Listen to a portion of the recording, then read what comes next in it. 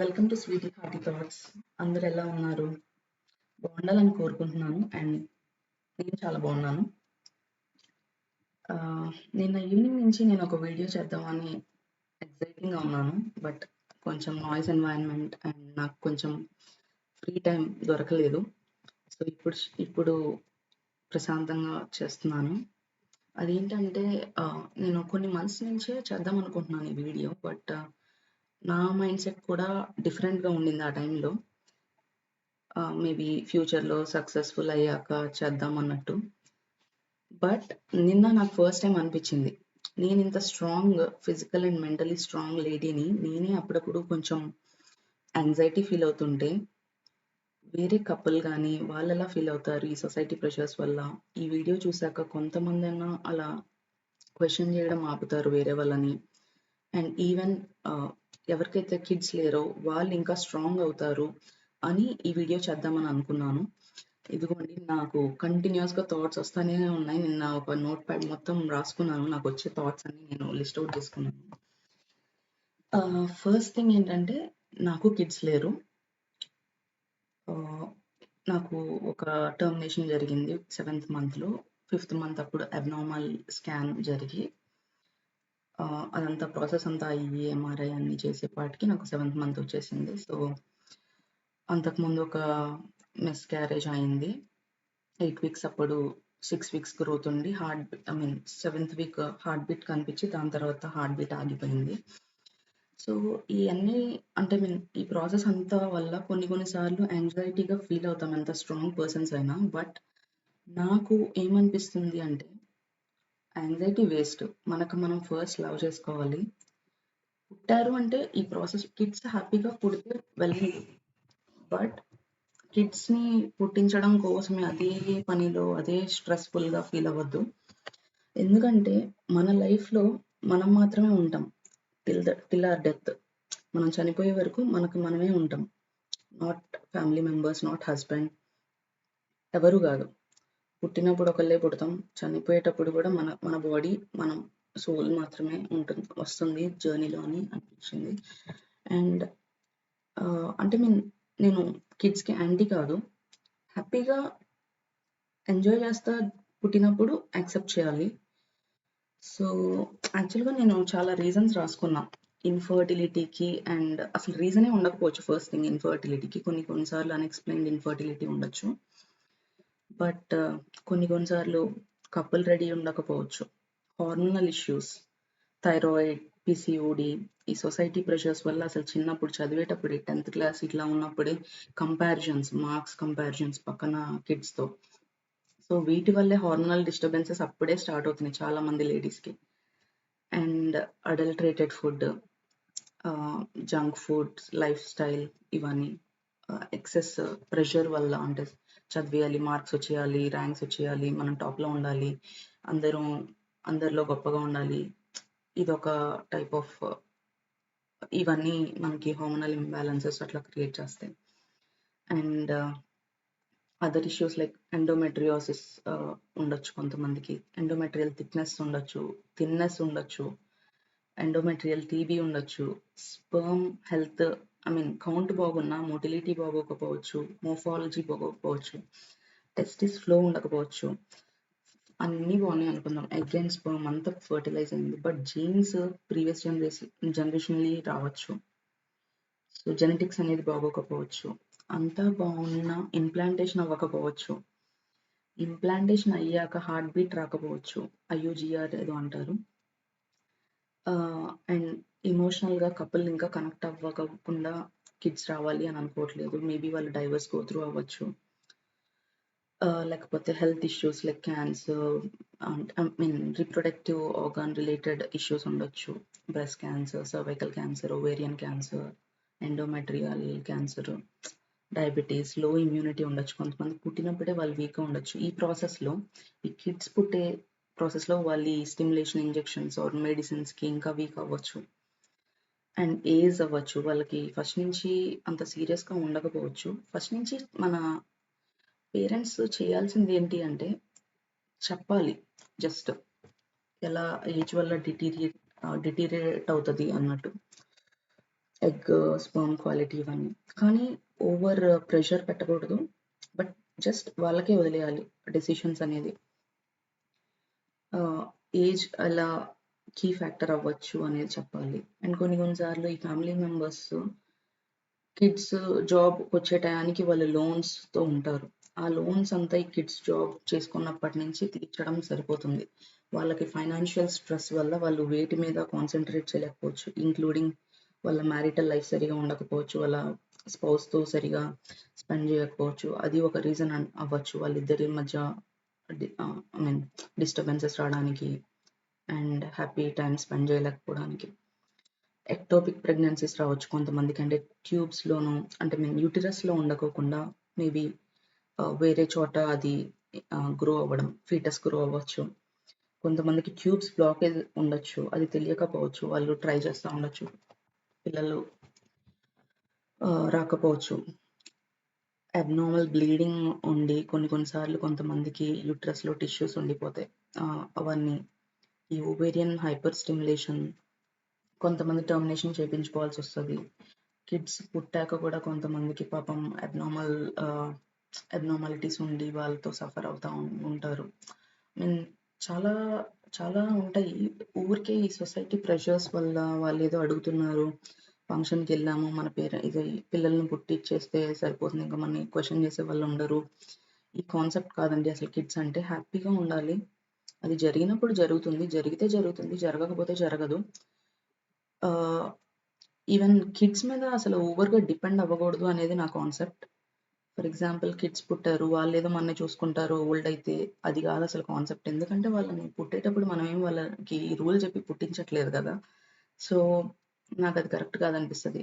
ఎప్పుడు మనం life long ఉన్నన్ని రోజులు మన మీద మనం డిపెండ్ అవ్వాలి. Not even on ancestral properties. మనకి మనం ఓన్‌గా సంపాదించుకొని మనం స్పెండ్ చేసుకునేటట్టు ఉండాలి. అండ్ హ్యాపీగా మనం ఇవ్వాలనుకుంటే అప్పుడు వేరే వాళ్ళకి చారిటీయో ఏదో ఒకటి ఇచ్చుకోవాలి.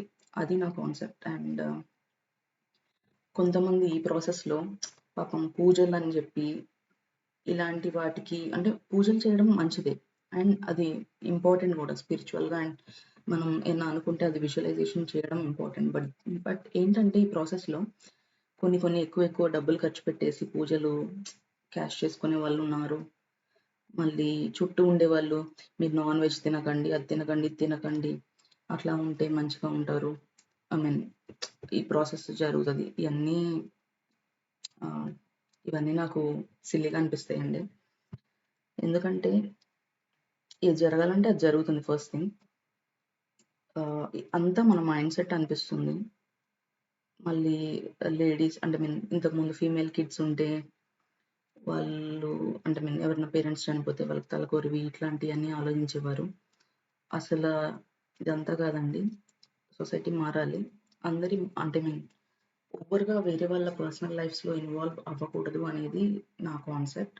ఒకవేళ అయినా వాళ్ళని హ్యాపీగా ఉంచాలి. బట్ వాళ్ళని పోక్ చేసే విధంగా అండ్ గుచ్చి అడిగేలాగా ఉండకూడదు అని అనిపిస్తది. అండ్ నేను రాసుకున్న పాయింట్స్ చూస్తున్నాను. కొన్ని మూవీస్‌లో గూడా ఫీమేల్ పుట్టగానే 25% మార్క్స్ వచ్చాయి. పెళ్లయితే 75%, కిడ్స్ పుడితే 100% నీది మొత్తం 100కి 100 వచ్చినాయి మార్క్స్ అన్నట్టు. ఈ రూల్స్ ఇదంతా కొంచెం స్ట్రెస్ కాజ్ చేస్తది కొంతమందికి. అర్థం చేసుకోండి. ఈ రూల్స్ అన్నీ అసల ఎవరండి పెట్టేది? మనకు మనమే పెట్టుకోవాలి రూల్స్ అనేది. మన లైఫ్ మన చేతుల్లో ఉంటది. మన హ్యాపీనెస్ మన చేతుల్లో ఉంటది. అండ్ ఇంకా పాపం జెంట్స్‌కైతేనేమో వీడు మగాడు కాదు. ఇంపార్టెంట్ ఇట్లాంటి డైలాగ్స్ ఏస్తా ఉంటారు. అది వాళ్ళని ఎంత హర్ట్ చేస్తది అనేది వాళ్ళు ఆలోచించరు. ఒకళ్ళని హర్ట్ చేయడమే పనిగా పెట్టుకునే వాళ్ళు చాలామంది ఉంటారు ఈ సొసైటీలో. బట్ వాటన్నిటికి మీరు ఓవర్‌గా తీసుకోకండి బ్రెయిన్‌లోకి. ఒకటే ఆలోచించండి. మనతో అంత మంచిగా ఉన్న హస్బెండ్ గాని, ఎవరైనా గాని అది ఎప్పుడు ఉంటారా అని గ్యారంటీ ఇవ్వగలరు. ఎప్పుడు ఉంటారు లైఫ్ లాంగ్ వాళ్ళు అని గ్యారంటీ ఇవ్వగలమా? ఈ నిమిషంలో ఏదైనా జరగొచ్చు. మనకేదైనా జరగొచ్చు. ఇదంతా అన్‌సర్టైన్ లైఫ్ అనేది.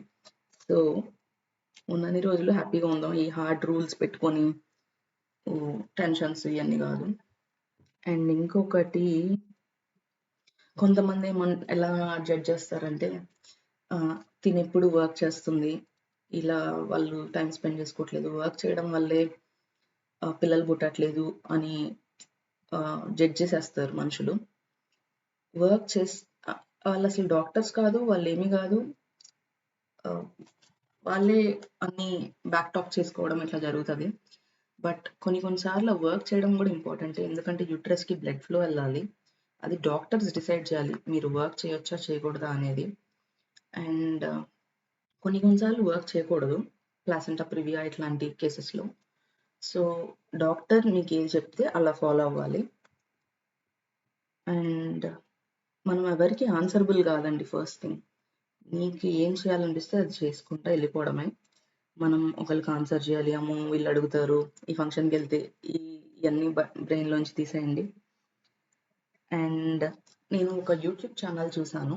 వాళ్ళ వే ఆఫ్ పాయింట్‌లో వాళ్ళు కరెక్టే. ఏంటి అంటే ఫర్ ఎగ్జాంపుల్ మనం హ్యాపీగానే ఒక కిడ్‌ని కన్నాము. కానీ అప్పటికే ఒక కపుల్‌కి 40 ఇయర్స్ అనుకుందాం. సో, కిడ్ 20 ఇయర్స్ వచ్చేటప్పటికి వీళ్ళు 60 ఇయర్స్ ఓల్డ్ అనుకుంటున్నారు. ఓల్డ్ అని ఎందుకు అనుకోవాలి? Why can't you think you are 60 years young? అదంతా మైండ్ సెట్‌లో ఉంటది. The way you deal with it అని అనిపిస్తుంది నాకు. అండ్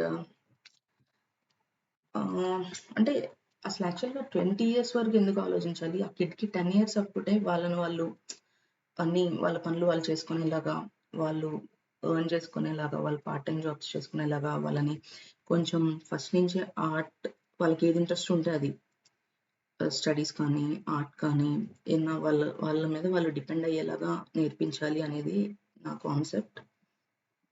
అండ్ ఇంకోటి అంటే ఇది న్యాచురల్‌గానే జరగాలి అని నేను అనట్లేదు. ఒకవేళ మీకేమైనా ఇష్యూస్ ఉన్నాయనుకోండి, ఫర్ ఎగ్జాంపుల్ ఓవ్యులేషన్ టైం మీకు తెలీదు. ఓవ్యులేషన్ ట్రాకింగ్‌కెళ్ళండి. లేకపోతే ఐయుఐ ఆర్ ఐవీఎఫ్ ఏదన్నా. బట్ హ్యాపీగా చేయండి ఈ ప్రాసెస్. స్ట్రెస్‌ఫుల్‌గా ఒక్కసారి ఫెయిల్ అయితే మళ్ళీ ఏదో అంటే యాంగ్జైటీ అయిపోయి ఇంక నాకు పుట్టరేమో, ఇదే పాపమేమో, కర్మ ఇయన్నీ ఆలోచించొద్దు. నాకు ఒక్కొక్కసారి కర్మ కాన్సెప్ట్ అర్థం కాదండి. ఏంటంటే ప్రీవియస్ జన్మలో చేస్తే ఈ జన్మలో ఎందుకు గాడ్ మనకి పనిష్మెంట్ ఇవ్వాలి అనేది నాకు ఒక క్వెషన్. ఎవరికైనా తెలిస్తే ఆన్సర్ చేయండి ప్లీజ్. ఈ జన్మలో ఏమైనా తప్పు చేస్తే ఇప్పటికిప్పుడే చెప్పేస్తేనే కదా వాళ్ళకి అర్థమయ్యేది. వాళ్ళు కొంచెం ఫస్ట్ నుంచి ఈ జన్మలో హ్యాపీగా ఉండాలి అంటే మంచిగా ఉండాలి అని అనుకునేది. బట్ వేరే జన్మలో కదా అసలు ఆ జన్మలు ఉన్నాయా లేదా ఎవరికి తెలుస్తది? ఐ మీన్ ఇయన్నీ కొంచెం అర్థం కాదు నాకు. అండ్ నాకు ఇట్లాంటి థాట్స్ ఎప్పటి నుంచి వచ్చినాయంటే అంటే కొంచెం నా వే ఆఫ్ థింకింగ్ కొన్ని ఇయర్స్ బ్యాకే మారింది. ఎప్పుడు అంటే మా అమ్మమ్మ ఉంటారు. నాకు చాలా ఇష్టం. మా మామయ్య కోవిడ్ టైంలో కోవిడ్ వల్ల కాకుండా వేరే మెడిసిన్ ఓవర్ డోస్ వల్ల బ్లడ్ థిన్ అయిపోయి చనిపోయారు. మా అమ్మమ్మ విలేజ్‌లో ఉండేవారు. సడెన్‌గా వాళ్ళ బాబు ముందు రోజు మాట్లాడి, తర్వాత రోజు ఆల్ ఆఫ్ ఎ సడెన్ ఇట్లా అని తెలిసినప్పుడు ఆవిడ పడే ట్రామా ఎలా ఉంటుంది అనేది నేనసలు ఊహించలేను. ఇప్పటికీ మా అమ్మమ్మ గుర్తు తెచ్చుకుంటూనే ఉంటారు. నేనేమంటానంటే ప్రేమించండి అందరిని. బట్ అన్నిటికి రెడీగా ఉండండి. అంటే ఏదైనా జరగొచ్చు. ఏది మనకి లైఫ్ అనేది ఎప్పుడూ శాశ్వతం గాదు. ఏది జరగాలంటే అది జరుగుతుంది. యాక్సెప్ట్ చేయండి అంతే.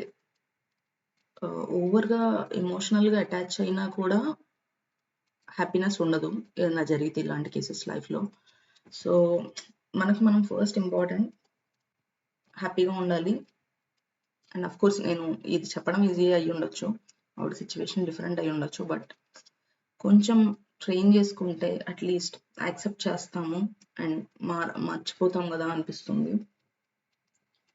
అండ్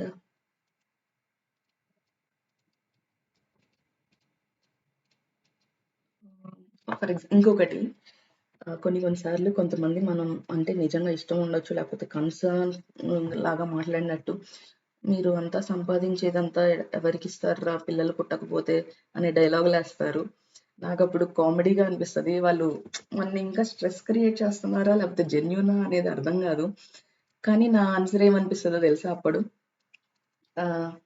సరే ఫర్ ఎగ్జాంపుల్ పిల్లలు పుట్టకపోయినా ఎర్న్ చేసుకొని అది ఉంటే అప్పటి వరకు నేను ఏమన్నా ప్రాబ్లమ్ వచ్చి హెల్త్ ప్రాబ్లమ్ వచ్చి చనిపోతాను కొన్ని ఇయర్స్‌లో అని తెలిస్తే మొత్తం వాడేసుకుంటాను నేను స్పెండ్ చేసుకుంటా.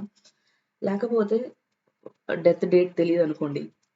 మాకిక్కడ ఆస్ట్రేలియాలో నాకొక కాన్సెప్ట్ నచ్చిద్ది. ఏంటి అంటే అది నీ ఫ్యూనరల్‌కి నువ్వే ముందే పే చేసుకుంటావు. సో, ఇక్కడ అన్నీ ప్రాపర్ డేటాబేసెస్ అన్నీ అప్‌డేట్ అయ్యి ఉంటాయి. అండ్ ఈవెన్ ఫ్యామిలీ మెంబర్స్‌కి చెప్పుండొచ్చు కదా! సో, ఆ ఫ్యూనరల్ సర్వీసెస్ వాళ్ళకి ముందే పే చేసేసుకొని, నేను చనిపోతే ఇంతమందికి ఆర్ అరేంజ్ చేయండి. ఈ కఫన్ గావాలి, ఈ సిమెట్రీ కావాలి, అంటే ఈ శ్మశాన వాటిక, ఈ శ్మశాన పెట్టి ఇక్కడ వీళ్ళు ఆహ్, కాఫిన్స్‌లో పెడతారు. సో, ఇట్లా ఉంటదనమాట. సో, ఫన్నీగా అనిపిస్తది ఇట్లాంటియన్నీ. అంటే అది స్పెండ్ చేసుకోవచ్చు. నీకు నచ్చిన ఎవరైనా ప్రాపర్‌గా వాళ్ళకి వాళ్ళు ఇండిపెండెంట్‌గా ఎర్న్ చేసుకుంటున్నారు అండ్ సొసైటీకి యూజ్ అవుతారంటే వాళ్ళకి డొనేట్ చేసుకుంటాం.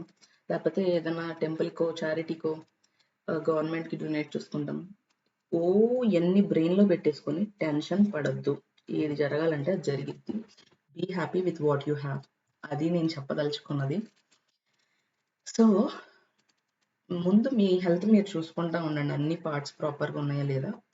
ఏమన్నా బ్లడ్ టెస్ట్ ఇట్లా అన్నీ చెక్ చేసుకొని మీరు చేయాల్సింది మీరు చేయండి అంతే. మీ చేతిలో ఉన్నది మీరు చేయండి. ఇంకా ఏందంటే సపోర్ట్ తీసుకోండి డాక్టర్స్. బట్ ఈ ప్రాసెస్‌లో అయితే ఎప్పుడూ యాంగ్షియస్ ఫీల్ అవ్వద్దు. డిప్రెషన్‌కెళ్ళొద్దు. లైఫ్ అనేది చాలా ప్రెషియస్. ఉన్నన్ని రోజులు హ్యాపీగా ఉందాం. అంతే. ఈ వీడియో మీకు నచ్చితే నిజంగా ఇది ఎవరికైనా యూజ్ అవుతుంది. డిప్రెషన్‌లో ఉన్నవాళ్ళు, యాంగ్జైటీ ఫీల్ అయ్యేవాళ్ళు అని అనిపిస్తే మీరు వాళ్ళకి షేర్ చేసుకోండి. ఆహ్, ఇంకా చాలా థాట్స్ వచ్చాయండి. చాలా నిన్న కొన్ని మర్చిపోయాను నోట్‌ప్యాడ్‌లో రాసుకోవడం. మర్చిపోయా. ఈ ప్రాసెస్‌లో ఇక్కడ ఆస్ట్రేలియాలో ఎలా ఉంటారంటే కొంతమంది wife and husband same couple ఉండకపోవచ్చు. కొన్ని కొన్ని సార్లు వాళ్ళని మనం జడ్జ్ చేస్తాం. అంటే ఇంతకుముందు మైండ్ సెట్ సరిగ్గా లేనప్పుడు కొంచెం ఏంటి లేడీస్ మ్యారేజ్ చేసుకోవడం, జెంట్స్ మ్యారేజ్ చేసుకోవడం అన్నట్టు ఉంటది కదా కొంచెం. కానీ నాకనిపిస్తుంది why can't we think in a broad way. అంటే ఏ సెక్స్‌కో దీనికోసమే కాదు కదా పెళ్లి అనేది. 2 సోల్స్ అంటే ఇష్టమైనప్పుడు వాళ్ళిద్దరు నచ్చారు. సో, వాట్స్ రాంగ్ అని అనిపించింది. సో, ఎవరిని జడ్జ్ చేయకుండా హ్యాపీగా ఉందాం. హ్యాపీగా ఉంచుదాం. స్ట్రాంగ్‌గా ఉందాం. ఏది జరగాలంటే అది జరుగుతుంది అంతే. టెన్షన్ పడకండి. మీ అందరికీ నేను కూడా ఉన్నా. See you all in my next video. Thank you.